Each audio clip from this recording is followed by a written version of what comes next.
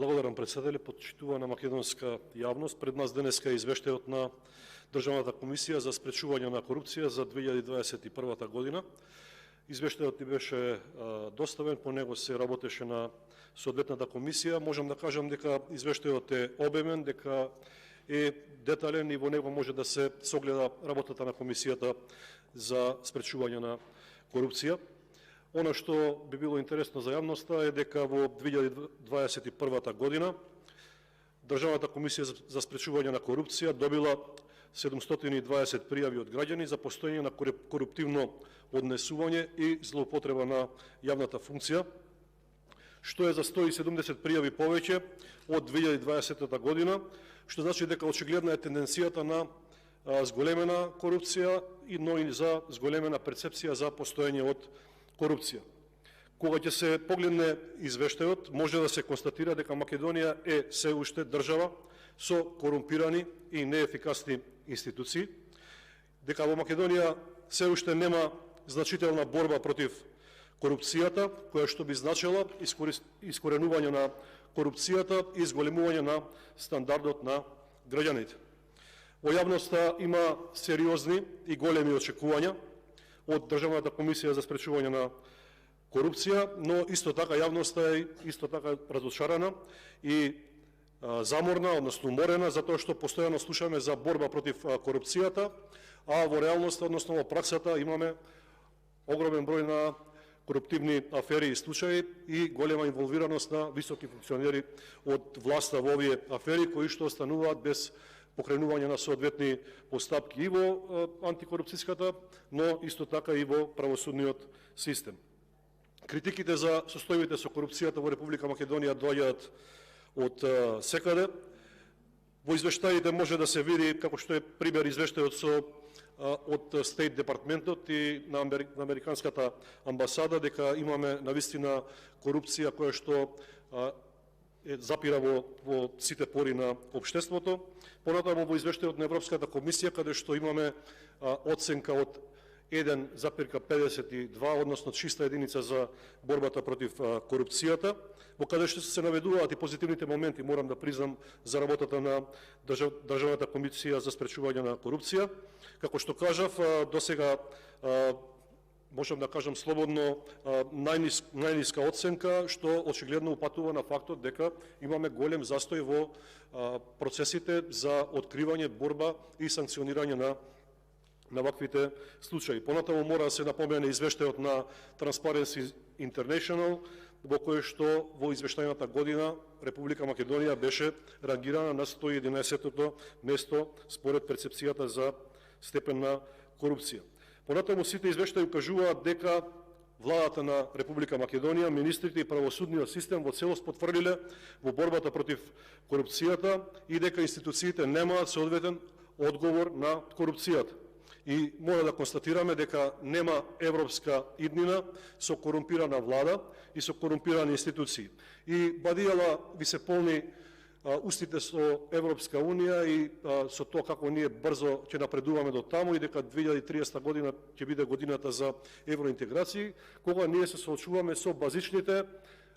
проблеми, а тоа се владење на правото, правдата, борбата против криминалот и корупцијата во нашата држава. Тоа се, како што знаете, основните темели врз кои што се базира членството на Република Македонија во Европската Унија, така да немој да ја лажете јавноста дека пречката се уставните измени, туку нашиот европски партнер знае со кого има работа и токму тоа го нотира во неговите извештаи.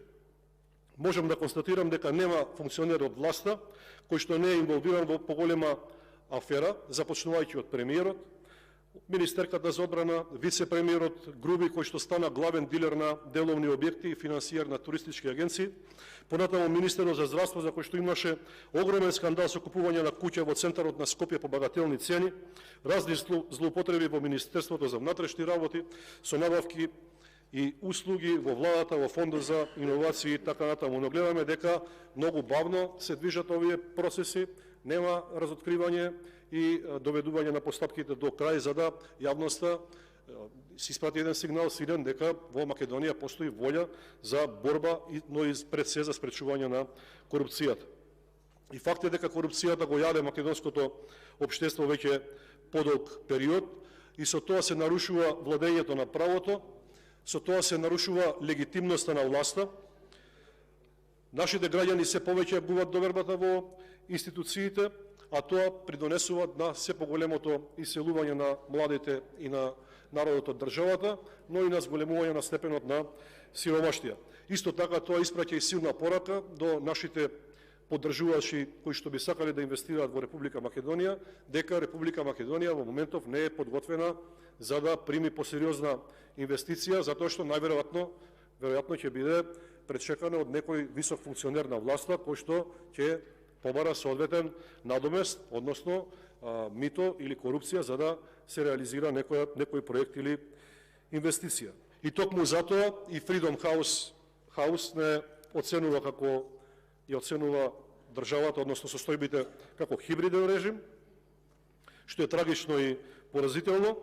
и токму затоа, како што кажав, перцепцијата за корупција кај граѓаните е на енормно високо ниво. И не треба да се гордеете со фактот што Република Македонија е во друштво на африканските држави, како што се Танзанија, Етиопија, Буркина Фасо, Ботсвана и така натаму, затоа што нашиот пат е кон Европската Унија, а не кон африканските држави. Она што можам да кажам е дека Државната комисија за спречување на корупција има изработена стратегија за спречување на корупција и судир на интереси и заедно со акцискиот план од 2021 до 2025 година е прифатен од страна на Собранието, но од извештаите се гледа дека има многу мал степен на реализација на планираните активности, кои што се движат од 20%, 27% или пак 53%, што значи дека во целост немаме реализација. Најслаба реализација има во областите вработување, политички систем, здравство, образование, Министерство за труд и социјална политика, земјоделие, економија и бизнис. И она што го истакна претседателката на Комисијата за спречување на корупција е дека како ризична област се појавува и областа во делот на управување, располагање и користење на државен имот, без разлика кој е титулар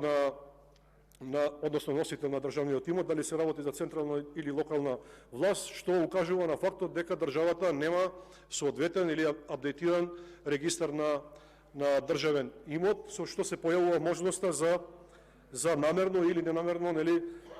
узурпирање на овие државни објекти без никаков надомест. Ова покажува дека институциите потврдиле и дека не си ја сработиле својата работа, односно делот на активностите со националната стратегија. Понатаму, коруптивни состојби постојат со постапките за вработување во јавниот сектор, каде што продолжуваат со неспалено темпо, препораките не се спроведуваат, односно имаме пополнување на работни места преку постапка за вработување, постапка за унапредување и мобилност во вработените во јавниот сектор кои што не се соодветни, односно како што народот сака да каже, вработување преку партиска книшка на ДУИ, СДСМ и на коалиционите партнери. Исто така алармантен е моментот со користењето на балансирот кој што одговорно тврдам дека мора да се укине, затоа што според податоците 140 албанци се пријавиле како македонци за да бидат примени на работа. Имаме и случаи каде што македонци се запишуваат како албанци за да бидат исто така вработени во државна администрација, што представува чиста дискриминација и злоупотреба на законот, ако се има предвид дека Министерството за внатрешни работи има соодветен регистар во кој што сите ние си имаме кажано нашата припадност. Ваквите уценувања на луѓето за да добијат парче леп, односно да влезат на работа во државната администрација е за секоја осуда и мислам дека е срамно поведение на држава која што се стреми кон Европската Унија. Имам уште што многу да кажам, но времето ме ограничува на само 10 минути. Конечно, борбата против корупцијата трае и сметам дека со промената на власта ќе има и видливи резултати на полето за борба против корупција. Благодарам.